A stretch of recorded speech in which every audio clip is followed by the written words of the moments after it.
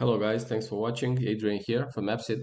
So in this video I will demonstrate how to start and use Django Volt Pro using in a local environment using Docker. For newcomers, Docker is a super popular virtualization software that it's able to execute the software using an isolated environment. Basically, if you have a setup for for a product, in our case a Django application, you can expect to execute in the same way without issues on other environments like Windows, Linux, or Mac OS. Okay, let's download the software. In case you have an archive, in case you have access to the private repository, just go here and download the zip archive. In case you have access to the product and just unzip the archive provided on your Gumroad dashboard and follow up the instructions provided in the README file. In this demonstration, I will just download the zip,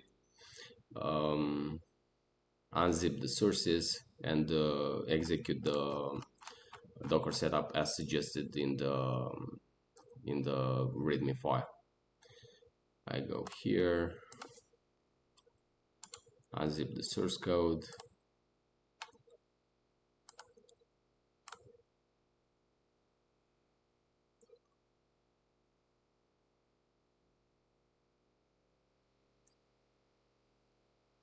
basically the product comes with some really nice features like social authentication using GitHub and Twitter, database, some modules for tasks management, from transaction management.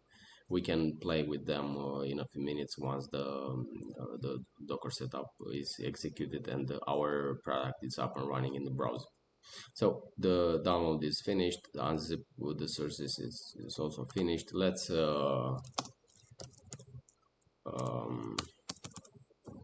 navigate inside the archive and type the Docker command as suggested in the README file. Here is the dedicated section named quick start in Docker. I will copy the command and execute it in the terminal. During this phase, the Docker pulls locally all the necessary sources, install the packages, execute the database migration, and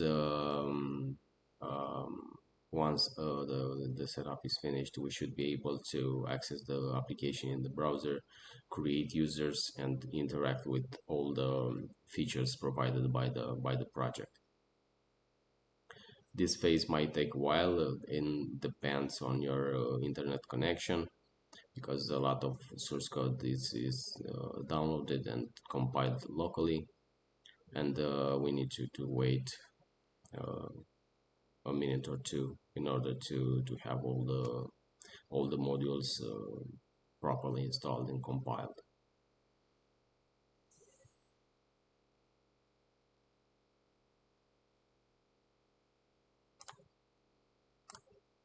Once the setup is finished, we should be able to access the product here on this address, also listed in the README file.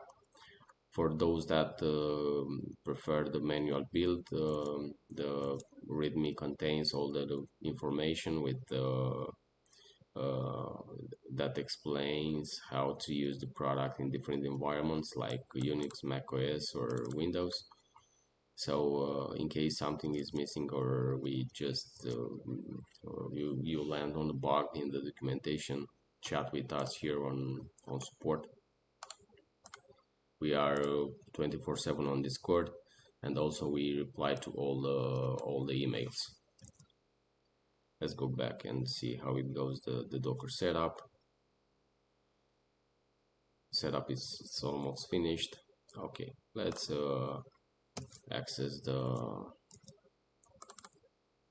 interface. Cool. So the application is up and running. We can see in the background that the requests are executed. In order to access the private pages, we need to create a new user. I will create a new user. Okay, cool. So the user is created. We can use for authentication also user or email. Let's check with the email. Yes. So the authentication is successful.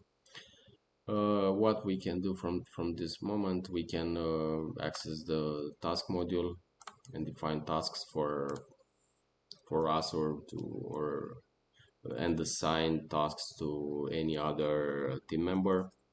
Let's create a new task and assign it to me. In this combo boxes, we can see all registered users. Okay. Uh,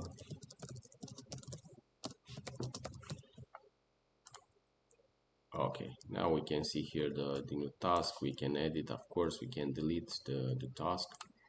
And other features that are shipped with the product, we can edit the information. The application comes with an extended user profile.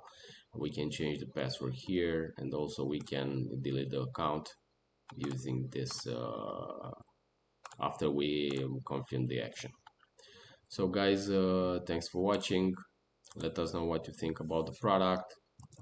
The product is actively supported and soon will be enhanced with more features like Stripe payments, salary tasks, and the internationalization. Let us know what you think. In case you need help, don't be shy. Chat with us on Discord, and we will try to help in all cases. Thanks for watching again, and I wish you all a super day. Bye, guys.